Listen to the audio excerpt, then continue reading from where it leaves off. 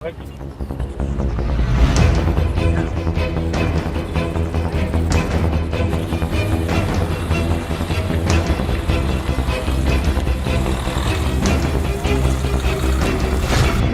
নদীর জল বাড়ায় প্লাবিত মাঠভাঙ্গা ১ নম্বর ব্লকের কেদারহাট গ্রাম পঞ্চায়েতের বিস্তীর্ণ এলাকা।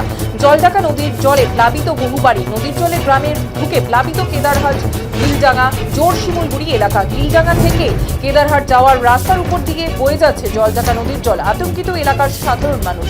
জল পেরিয়ে ঝুঁকি নিয়ে যাতায়াত।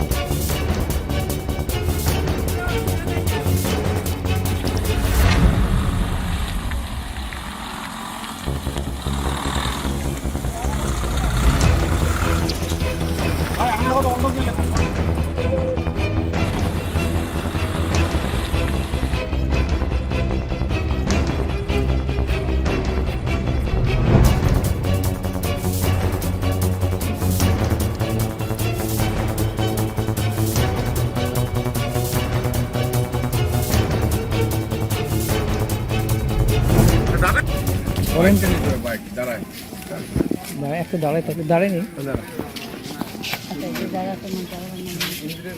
এটা জোরশিমুলি আমবাড়ি। কিছু বলেন। দেখুন, আজকে জলঢাকা নদী গত কাল থেকে প্রচণ্ড বৃষ্টি হওয়ার ফলে অনেক জায়গায় আমাদের আগে থেকে বাঁধ ভাঙা ছিল। তো যেহেতু খুব তাড়াতাড়ি বন্যাটা এসে গেল, তাই আমরা সরকারিভাবে এখনও উদ্যোগ নেওয়ার আগেই জল ঢুকে গেছে। তো আমরা এই বাড়িগুলো একটু পরিদর্শনে আমরা আসছি। আমার সাথে মন্ডল প্রেসিডেন্ট আছে, আমার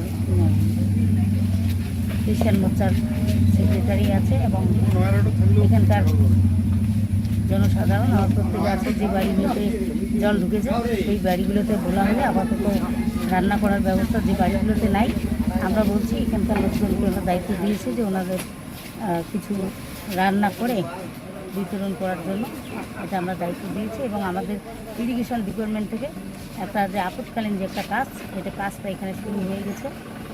তারপরে ওইদিকে বন্যা আমাদের রাঙ্গাপানিতে গেছিলাম, রাঙ্গাপানিতে এখন পর্যন্ত হয়নি, তবে নিজেদের উদ্যোগে ওখানে একটা কাজ করার জন্য ওনারা গ্রামবাসী উদ্যোগ নিয়েছে। আমরাও বলছি যে আপনারা করুন, আমরাও আছি, যতটা পারি আমরা সকলে মিলে সহযোগিতা করে আপাতত রক্ষা করার জন্য আমরা চেষ্টা করব। তারপর সরকারিভাবে যখন কাজটা হবে তখন তো হবে, কিন্তু এখন খুব তাড়াতাড়ি বন্যাটা ঢুকে যাওয়ার জন্য আমরা আজকে সরকারি প্রকল্পে যে কাজগুলো হবে সেটাও করতে আমরা সমস্যার মধ্যে করছি। মাটি পাওয়া যাচ্ছে না, সব মাটির নিচে মানে একদম যে জায়গা থেকে আমরা মাটি কাটবো ওগুলো একদম জলমগ্ন হয়ে গেছে।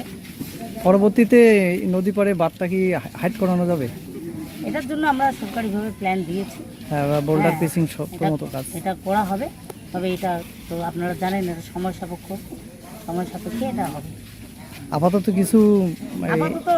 কিছুটা যতটা পারা যায় এলাকার লোকজনকে রক্ষা করার জন্য যতটা পারা যায়, এখানকার এলাকাবাসীর উদ্যোগ এবং সরকারি প্রচেষ্টা দুটো মিলে আমরা যতটা পাচ্ছি রক্ষা করার জন্য আমরা চেষ্টা করছি। আচ্ছা, ঠিক আছে, থ্যাংক ইউ।